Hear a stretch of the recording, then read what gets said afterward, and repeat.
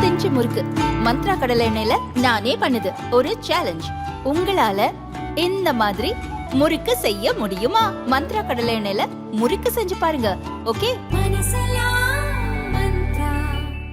பாரத் ராஷ்டிர சமிதியின் செயல் தலைவரும் முன்னாள் அமைச்சருமான KT ராமாராவ் மீதான 55 கோடி ரூபாய் நிதி மோசடி வழக்கு தொடர்பாக விசாரணைக்கு ஆஜராகும்படி அமலாக்கத்துறை அவருக்கு சம்மன் அனுப்பியுள்ளது.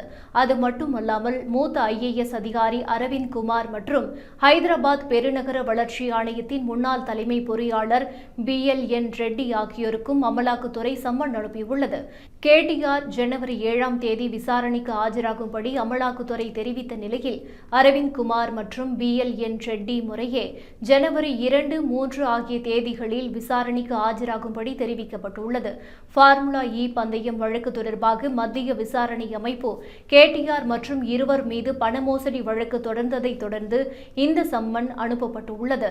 தெலுங்கானா ஊழல் தடுப்பு போலீசார் இந்த விவகாரம் தொடர்பாக வியாழக்கிழமை வழக்கு பதிவு செய்ததை தொடர்ந்து பண மோசடி தடுப்பு சட்டத்தின் பல்வேறு பிரிவுகளின் கீழ் வழக்கு பதிவு செய்துள்ளதாக அமலாக்கத்துறையின் வழக்கு பதிவு தகவல் அறிக்கையில் தெரிவிக்கப்பட்டுள்ளது.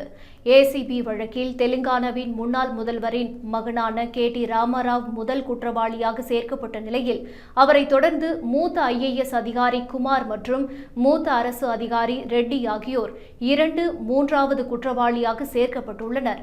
கடந்த ஆட்சியின் போது ஹைதராபாத்தில் ஃபார்முலா பந்தயத்தை நடத்துவதற்காக KTR அனுமதியின்றி 55 கோடி ரூபாய் பணத்தை வெளிநாட்டு நாணயங்களில் செலுத்திய குற்றச்சாட்டில் அவர் விசாரணையை சந்தித்து வருகிறார்.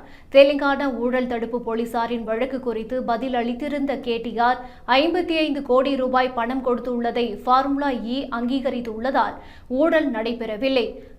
HMDAவின் இந்தியன் ஓவர்சீஸ் வங்கி கணக்கில் இருந்து பணம் செலுத்தப்பட்டுள்ளதால் இதில் மறைப்பதற்கு ஒன்றுமில்லை என்று தெரிவித்துள்ளார்.